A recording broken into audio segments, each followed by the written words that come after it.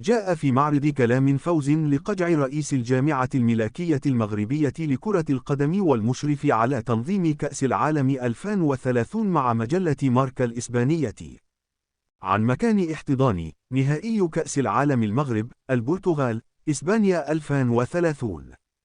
لقد أعلن رئيس الجامعة الملكية المغربية لكرة القدم، فوزي لقجع، النهائي كأس العالم المغرب، البرتغال، إسبانيا 2030.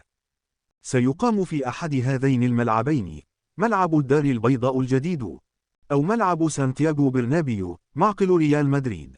وأوضح لقجع في مقابلة مع صحيفة ماركا الإسبانية أن هناك لجنة ثلاثية تعمل على التدقيق في التفاصيل المتعلقة بالبطولة، وأن هناك اتصالات دائمة بين الدول الثلاث المشاركة في استضافة البطولة، المغرب وإسبانيا والبرتغال.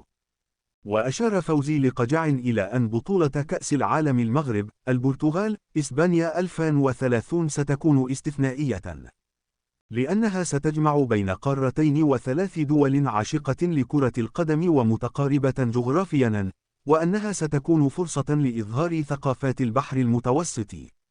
وعن الملعب الذي سيستضيف النهائي، قال لقجع إن المغرب لديها ملعب جديد في الدار البيضاء بسعة 115 ألف شخص، بينما تملك إسبانيا ملعب سانتياغو برنابيو الجديد بسعة 85 ألف شخص. وأكد لقجع أن القرار النهائي لم يحسم بعد، وأن الدول الثلاث تسعى لتنظيم احتفال استثنائي في أي ملعب يتم اختياره، وأن الملعب الأخير يمكنه استضافة المباراة الافتتاحية للبطولة. وأضاف لقجع أن هناك متسع من الوقت للتفكير واتخاذ القرار بشأن الملعب الذي سيستضيف نهائي كأس العالم المغرب، البرتغال، إسبانيا 2030. وأنتم من تظنون أنه سيظفر باستضافة نهائي كأس العالم المغرب، البرتغال، إسبانيا 2030؟ مشاهدينا الأعزاء، لا تبخلوا علينا بالتعليق والإعجاب والاشتراك حتى نصل ل1000 مشترك قبل نهاية 2024، ولكم منا كل التحية والتقدير.